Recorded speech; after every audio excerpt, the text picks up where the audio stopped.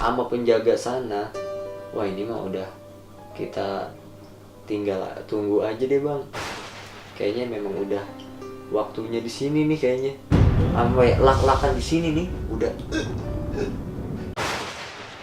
Selamat malam, jumpa lagi dengan saya ADP dan ini teman saya Naldi. Jadi di sini beliau ingin menceritakan sebuah pengalaman horor di Gunung Salak ya. Iya. Iya di Gunung Salak, via apa? Cidahu ya waktu itu. Cidahu. Nah jadi untuk cerita malam ini kita bisa dengar langsung dari narasumber kita Bang Naldi nih. Jadi gimana Bang? Monggo diceritakan.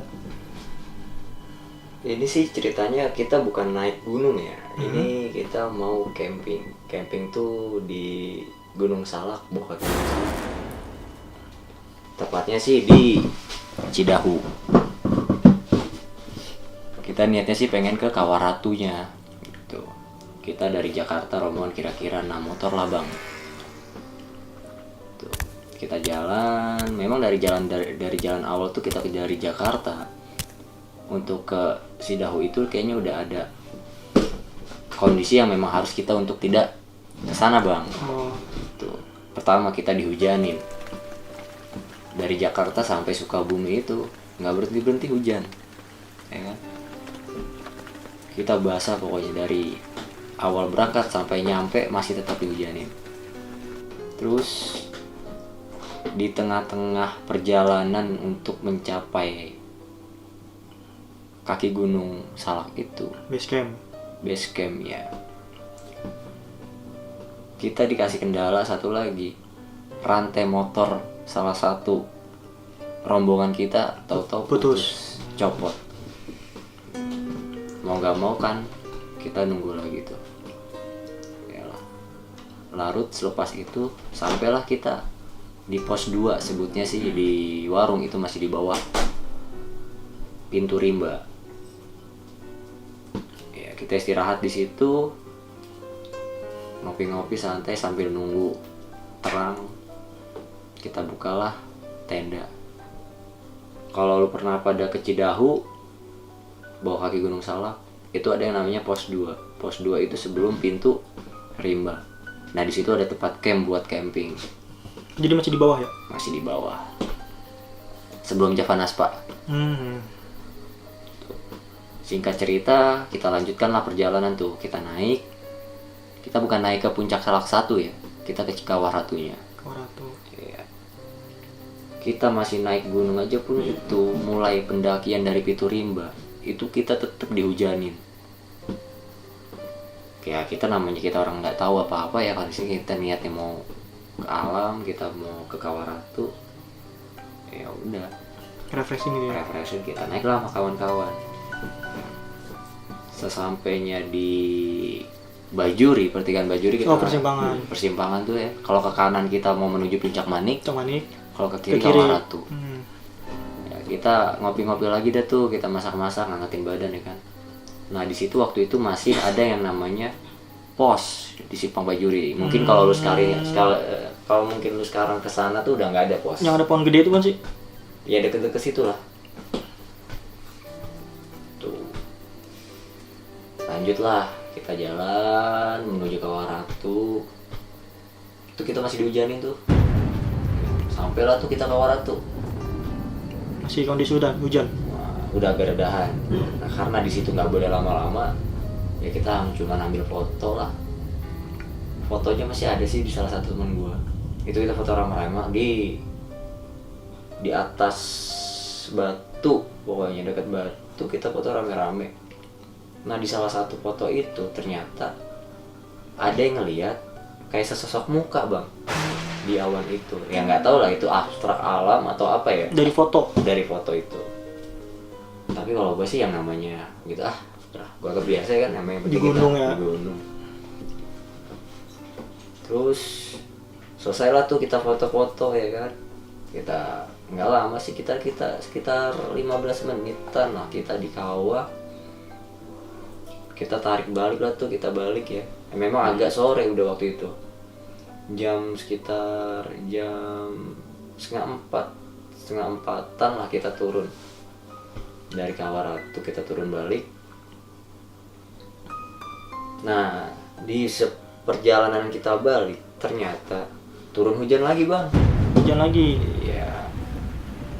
Tuh salah satu pendaki bukan pendaki sih sebetulnya, salah satu temen gua nih itu memang kondisinya kurang sehat, kurang fit. Turunlah kita rame-rame. Waktu itu kurang lebih gue 15 orang. 15 orang. Jadi bikin 3, 5 di depan, 5 di tengah, 5 di belakang. Tuh, kebetulan gue paling depan waktu itu pas ketika jalan turun. Karena hujan, akhirnya gue ngaup dulu. Kalau bahasa sini ngaup ya. Ngaup. Iya. Kita break. Ya lanjut itu selepas hujan reda kira-kira jam 5:30 setelah kadang sore tuh kita lanjutin lagi tuh turun tuh kena gelap tuh di jalan. Kena gelap ternyata selepas hujan. Terus gue turun gue kan paling depan ya kan. Nah temen gue paling belakang. Nah ternyata temen gue yang di tengah ini ada kejadian yang tahu-tahu bikin gue harus naik lagi karena kan gue udah nyampe duluan nih ke bawah. Itu yang kurang fit tadi? Fit tadi. Sebelum gue jemput mereka ke atas, itu ada salah satu temen gue yang dia di belakang. Dia turun sendirian. Nggak biasanya nih ada apaan gue kata ya turun sendirian sambil lari. Cukup langsung dong gue samperin. Kenapa le?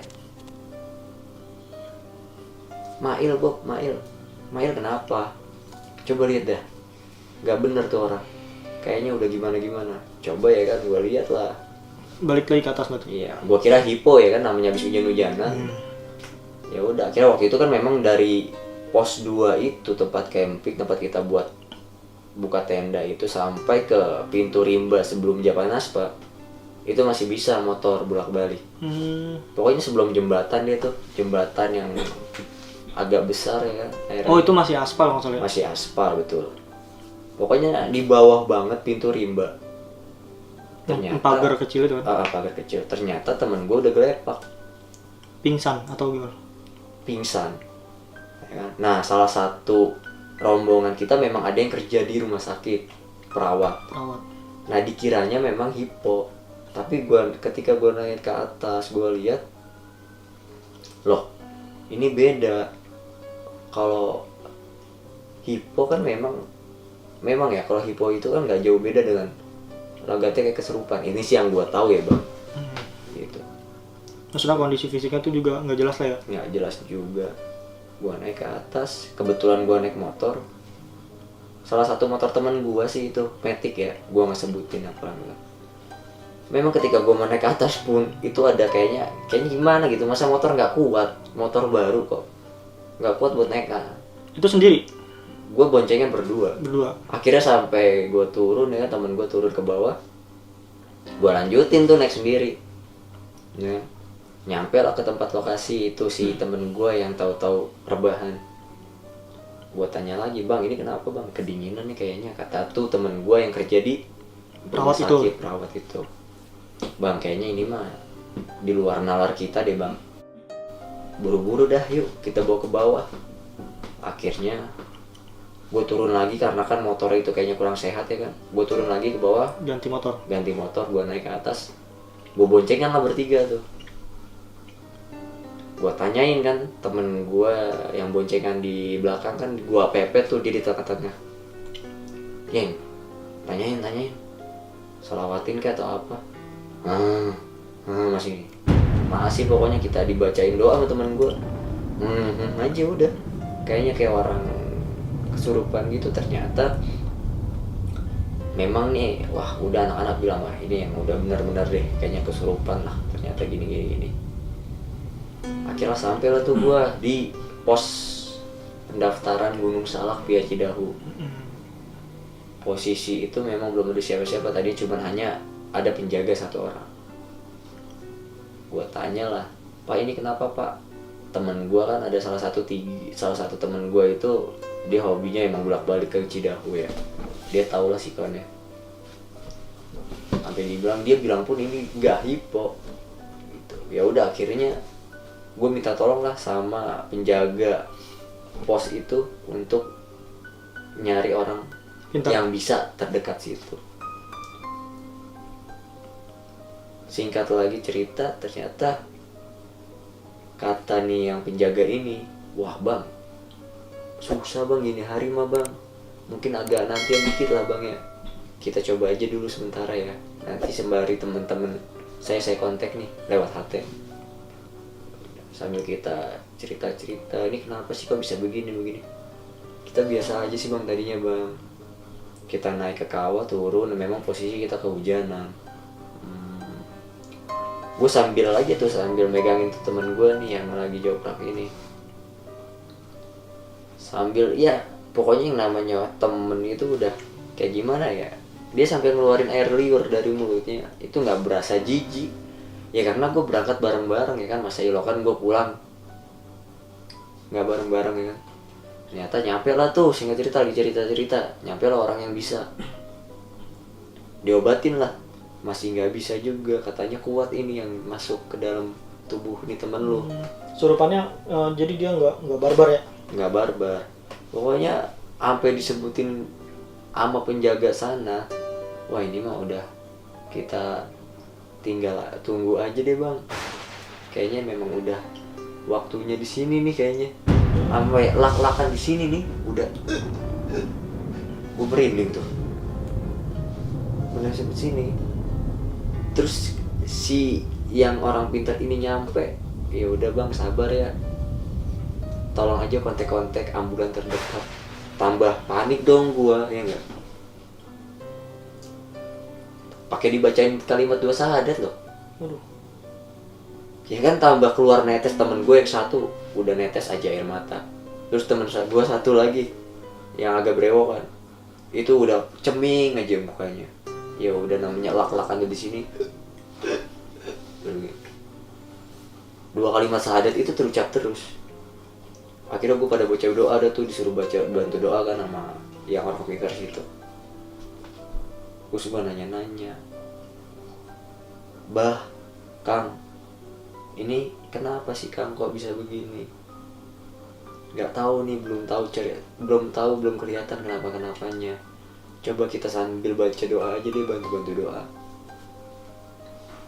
Ya udah, bantu doa tuh sampai ada kata kalimat 2 syahadat lagi. Aduh, langsung lemes tuh gua. Gimana nih ya? Anak-anak yang di atas tuh belum pada tahu, karena yang turun gua bertiga dulu. Oh, jadi masih ada di atas, masih ada orang. Di pos, dia nunggu di pos. Udah gua turun sambil katanya coba cari yang hangat-hangat teh atau apa. Gua cari lah.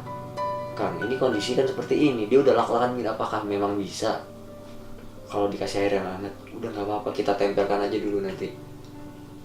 Gue turun ke bawah tuh, nggak nyari warung nggak ketemu karena posisi itu udah agak gelap ya, udah sebelum isya, udah pada tutup. Akhirnya temen gue ada tuh bikin air panas, bikin air hangat, kebetulan kan sisa susu masih ada ya, bikinlah dia, diangetin lah, ditempelin ke daerah-daerah badan. Masih juga tuh orang yang bisa itu ngucapin 2 kalimat syahadat. Orang dia sampai, ya gue udah bingung tuh mau ngapain lagi, gue udah pasrah deh. Gue udah pemikiran gue nih, gue pasti di atas rembulan gini. Alhamdulillah, ketika temen gue nyampe bawa susu itu, dengan sendirinya sadar sendiri tanpa ada yang dibantu juga sama orang pintar itu. Tuh. Dan katanya itu, ini anak, gue tanya-tanya, kenapa kok bisa begini sih Kang? Ini anak ini kayaknya sedikit ngelanggar mas. Apa sih yang dilanggar mas? Ya saya nggak tahu ya, posisi ini anak kayaknya kurang sehat. Kurang sehatnya dalam hal apa nih?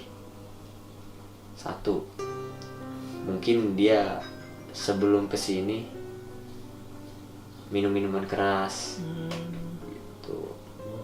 Terus dia di sini kayaknya agak konyol. Tapi selama perjalanan tuh dia diem aja. Dan saya tanya, lu sehat? Sehat kok gua. Beneran gua sehat. Gua kalau nggak sehat gua nggak bakal ikut. mungkin sisa-sisaan itu kali ya bang ya, efeknya gitu. Nah ini anak belum sadar banget ya nih, masih di apa ya, masih di aduh sebutannya apa sih, masih diobatin lah biar agak sadaran dikit agar dia siuman. Setelah siuman tuh bilang orang pintar, alhamdulillah ini udah kesiuman. Nah tuh orang pintar itu, orang bisa itu bilang langsung, udah mas, ajak teman-temanmu yang di atas suruh turun ke bawah, langsung tinggalin daerah sini, pulang. Pokoknya nggak usah harus pulang ke Jakarta, yang penting kalian itu keluar dari area sini. Karena kalau masih di area sini nanti akan balik lagi dan balik lagi, masuk lagi dan masuk lagi. Ya udah buru-buru dah tuh gue balik, sampai salah satu terus temen gue ketinggalan. Ya udahlah gue masa bodoh lah, temen gue sehat kan yang di atas, yang penting gimana caranya nih anak gue culik ke bawah dulu biar keluar dari area sini. Ya udah alhamdulillah nyampe lah tuh gue di pertigaan Cidahu yang dekat pom bensin klinik itu.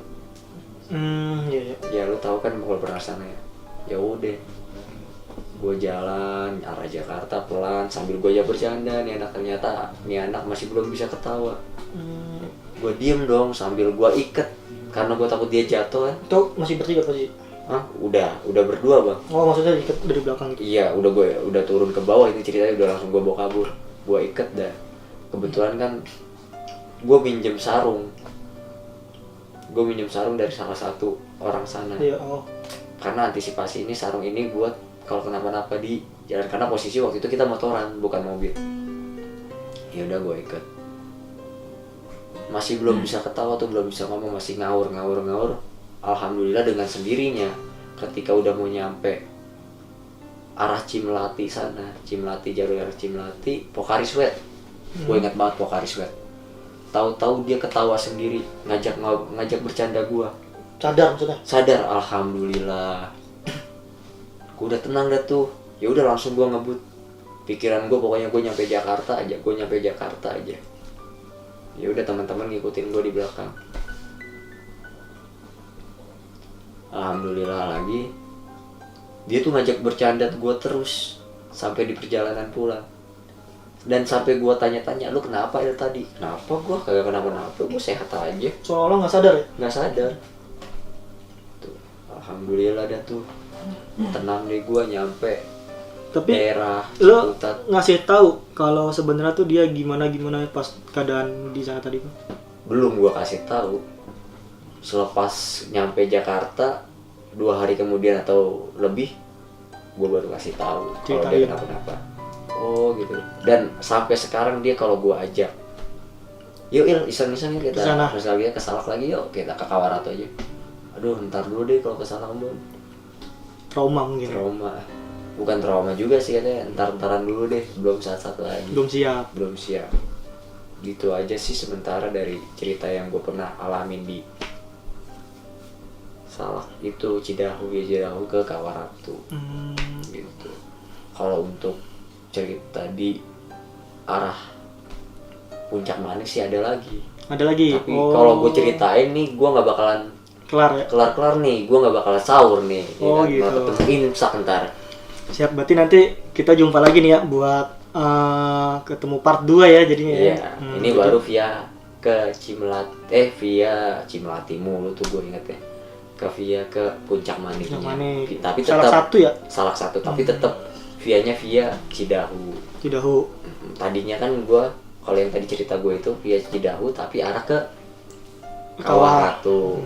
Nah kalau sekarang ini nanti yang next untuk kedepannya gue ceritain yang dari Cidahu ke Puncak Manik. Ini yang benar-benar kita mendaki. Iya kan kabarnya kan kalau Gunung Salak tuh ya orang-orang bilang sarangnya ya, jadi banyak dari orang-orang juga kisah-kisah horor tuh di situ banyak gitu. Iya. Gue pribadi sih bang, gue beberapa yang pernah gue naikin gunungnya bang. Memang kalau setiap gunung tuh gue santai, tanya deh kalau nggak percaya, kurang siapa ya, maksudnya ukuran teman-teman deh sepantaran gue sering naik. Normal ya? Normal deh.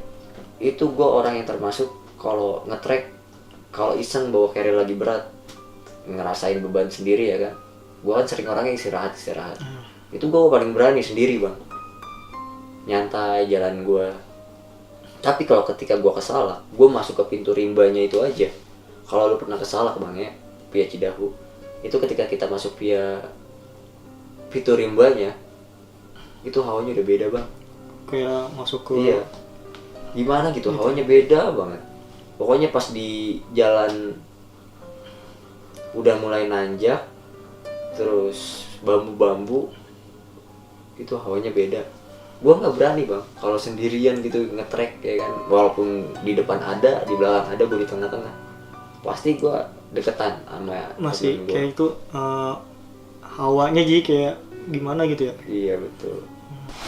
Ya baiklah, itu tadi sebuah cerita pengalaman yang sangat luar biasa dari Bang Naldi. Semoga kita dapat mengambil pelajaran dari cerita tersebut dengan tidak membawa barang atau melakukan hal yang bertentangan dengan norma yang berlaku di masyarakat. Oke, sekian video dari saya. Terima kasih. Jangan lupa juga komen, like, dan subscribe. Jangan lupa juga nih klik tombol loncengnya. Oke, bye.